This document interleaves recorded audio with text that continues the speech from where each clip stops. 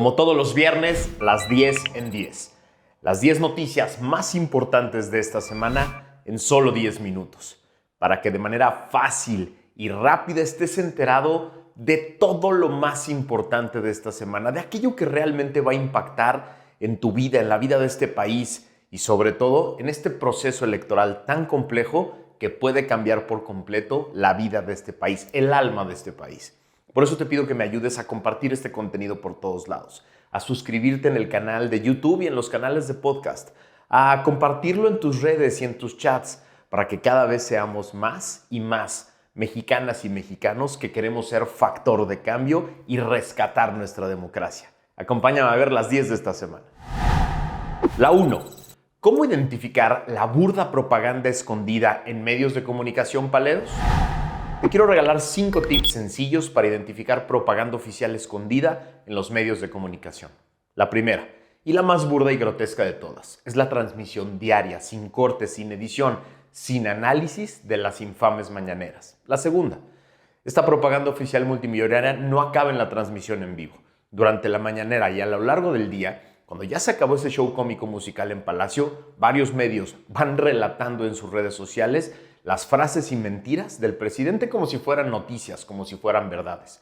La tercera, también es propaganda oficial disfrazada de noticia cuando ves en un periódico, escuchas en la radio, ves en la tele o lees en sus redes sociales noticias como cumple el presidente con su compromiso de inaugurar el tren militar, o el gobernador X entrega despensa a una población agradecida, o el diputado X rinde su informe de resultados ante un público emocionado. Eso es propaganda. La 4. También es propaganda oficial la incorporación a medios nacionales de militantes de Morena o partidos aliados como analistas, columnistas o integrantes de mesas de discusión que llenan sus espacios con porras, loas y alabanzas al gobierno, defensas absurdas a casos de corrupción o fracasos del gobierno o ataques a críticos o políticos de oposición. Eso es propaganda. Y la 5. También es propaganda oficial cuando un medio manda a todo un equipo completo de reporteros, camarógrafos y técnicos a seguir los pasos del presidente en la inauguración del tren militar y reportan minuto a minuto idioteces como saludó a una señora, se comió un lonchibón, platicó con un empresario, etcétera, etcétera. Todo eso es propaganda oficial, no te dejes engañar. La 2. La idiotez de cancelar el aeropuerto de Texcoco que nos sigue costando miles de millones. Ya lo sabíamos, ya lo habíamos platicado aquí en Factor Kaiser.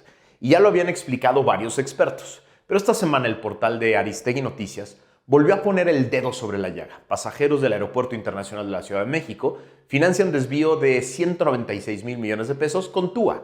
Según este portal, la decisión presidencial de cancelar el proyecto del Aeropuerto Internacional de Texcoco, el NAIM, le va a costar a los pasajeros de la Benito Juárez del Aeropuerto Internacional de la Ciudad de México 196,350 millones de pesos.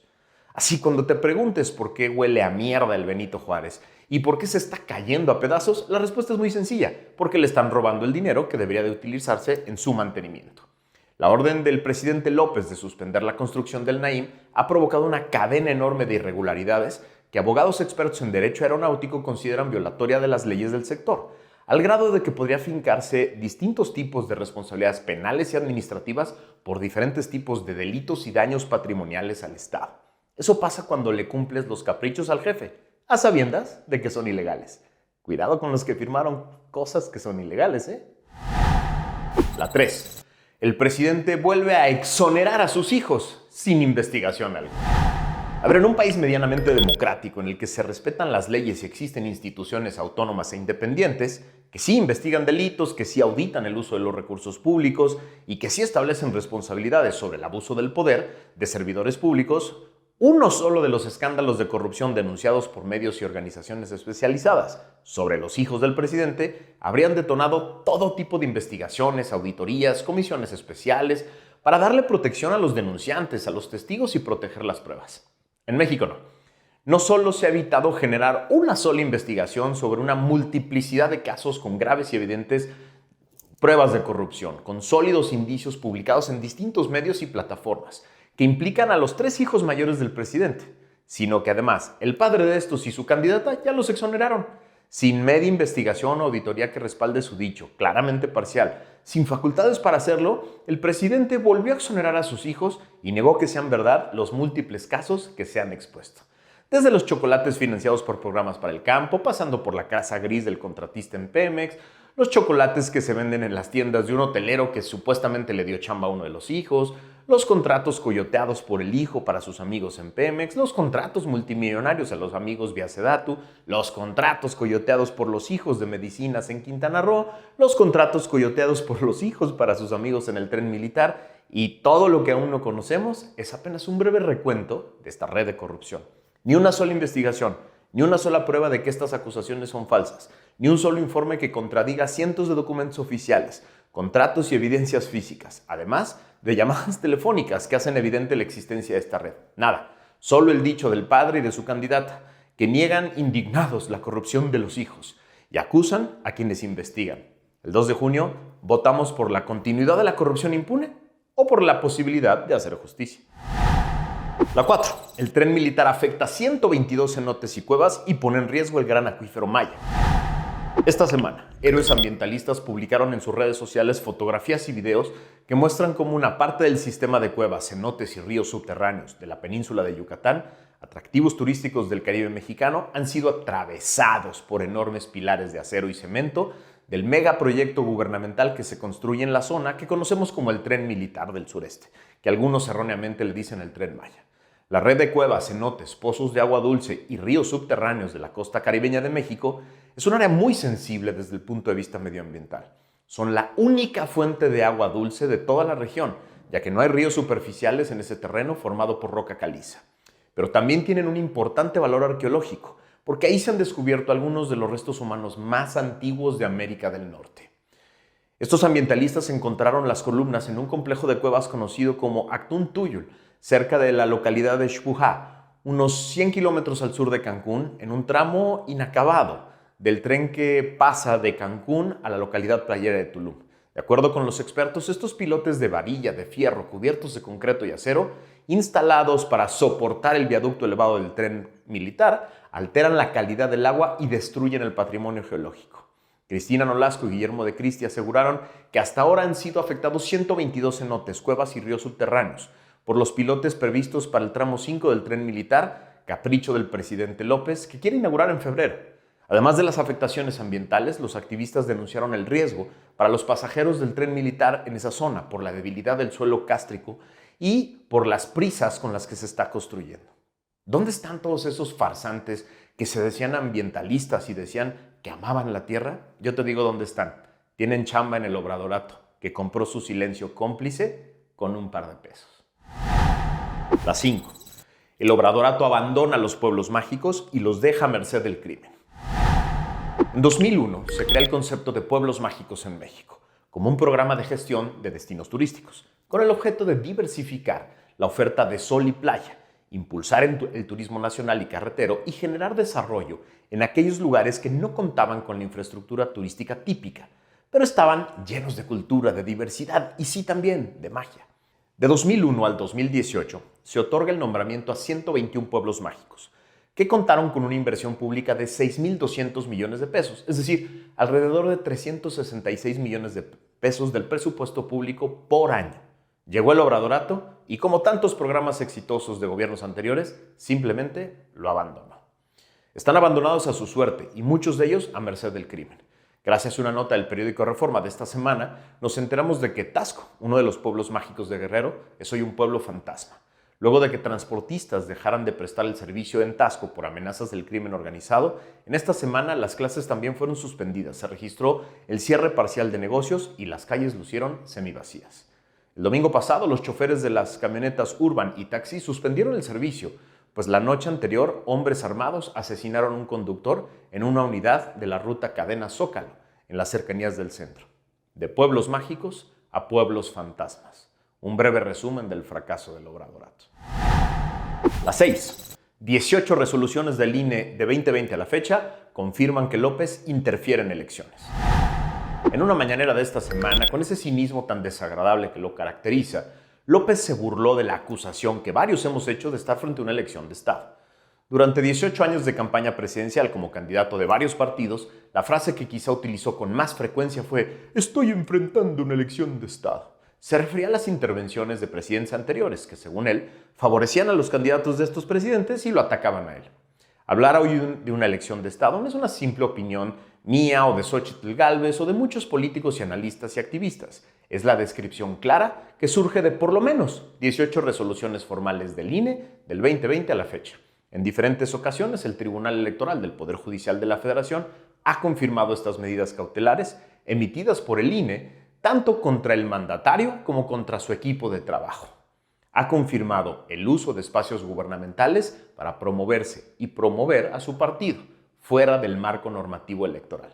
Obvio, el señor que dice no me vengan con el cuento de que la ley es la ley, no ha cumplido ni uno solo de estos requerimientos, ni una sola de estas resoluciones. Así, la elección de Estado está confirmada por 18 resoluciones formales y toda la evidencia que está a la vista de todos. Contra eso vamos, y a ese tramposo lo vamos a derrotar con votos. La 7. La Suprema Corte propone tumbar todas las leyes que aprobó Morena en el Viernes Negro. ¿Se acuerdan de ese Viernes Negro en el que Morena se escondió en el patio de la casona de Xicoténcatl para jugar a ser el Senado y pasó leyes y reformas al vapor sin la oposición? Bueno, pues gracias a una nota del Reforma nos enteramos de que finalmente 3 ministros y una ministra propusieron a sus colegas anular todos los cambios legales aprobados ese 28 de abril del 2023 por violaciones graves en el procedimiento legislativo. Los 4 proyectos fueron listados para su discusión en el Pleno de la Corte a partir del 9 de abril. Si los otros 4 integrantes de la Corte que han sostenido este criterio recientemente lo mantienen para este caso, es decir, un total de 11 reformas relevantes para el gobierno de AMLO, serán anuladas. Estas incluyen las que permiten a los militares operar al mismo tiempo una aerolínea y varios aeropuertos, así como obtener asignaciones ferroviarias por tiempo indefinido. Además, la reforma que extinguió al INSABI, al fallido INSABI, y lo reemplazó con el IMSS Bienestar, la nueva Ley General en materia de Humanidades, Ciencias y Tecnología e Innovación, y los cambios a la ley minera impugnados por cientos de empresas del sector, entre otras. Sí, tenemos corte, y va por todas. La 8. Niños armados en Guerrero. Una escena que nos debería de simbrar a todos se dio en Guerrero el pasado 24 de enero. Gracias a una nota del periódico Reforma nos enteramos de que la policía comunitaria de Ayahueltempa, del municipio de José Joaquín Herrera, presentó a 20 menores armados. Durante una asamblea que se desarrolló esta semana en la localidad ubicada en la montaña baja de Guerrero, la dirigencia de la Policía Comunitaria de la Coordinadora Regional de Autoridades Comunitarias de Pueblos Fundadores, así se llama, le tomó la protesta a 20 menores de edad entre 12 y 17 años, de los cuales 5 son niñas. La asamblea comunitaria se realizó en la cancha de usos múltiples de esta comunidad, luego de que el 19 de enero hombres armados privaron de su libertad a Cecilia Gaspar, de 50 años, a su esposo José Teodoro Domingo, de 52, y a sus hijos Roberto y Gaudencio, de 32 y 20 años, cuando reunían su ganado en Zacatepec, ubicado a hora y media de camino de esta comunidad. Esto es la evidencia más desgarradora del fracaso del Estado mexicano. Si esto no te alarma, ya nada lo hará. La 9. Los amigos multimillonarios de Patán Augusto. Gracias a otra investigación del equipo de Latinus, comandados por Carlos Loret, nos enteramos ahora de que al menos 7 empresas ubicadas en un singular edificio de Villahermosa han obtenido contratos por 410 millones de pesos del gobierno estatal y de 5 ayuntamientos de Tabasco, todos gobernados por Morena. Este edificio es propiedad de Proyectos, Obras y Suministros del Sureste, una empresa de Alejandro Márquez Rodríguez, empresario tabasqueño cercanísimo al exsecretario de Gobernación, Patán Augusto López, y, por cierto, exgobernador de Tabasco. El mecanismo de la corrupción, trabajando a marchas forzadas para llenar sobres amarillos y tratar de comprar la elección. La 10. Atacan a balazos a secretario de Seguridad de Delfina. Gracias a una nota de Animal Político nos enteramos de que José Luis Cervantes, fiscal del Estado de México, fue atacado a balazos mientras circulaba por la autopista Toluca-México este 25 de enero. Uno de los escoltas del funcionario resultó herido tras repeler la agresión. De acuerdo con la Fiscalía Mexiquense, el ataque ocurrió alrededor de las 4:45 horas. Un hombre identificado como Julio César N. ya fue detenido. El convoy que trasladaba al fiscal general del Edomex en la autopista Toluca-México sufrió una agresión que fue repelida. Solo resultó lesionado un escolta del fiscal. Hay un detenido y asegurados un arma larga de fuego y un vehículo, dio a conocer la Fiscalía mediante un comunicado. Lo que más me alarma de esta nota es que, como no lo mataron, nadie peló el ataque. Trataron de matar a un fiscal y ya no nos alarma. De ese tamaño es la normalidad de la violencia en este país. Brutal. Estas son las 10 notas de esta semana.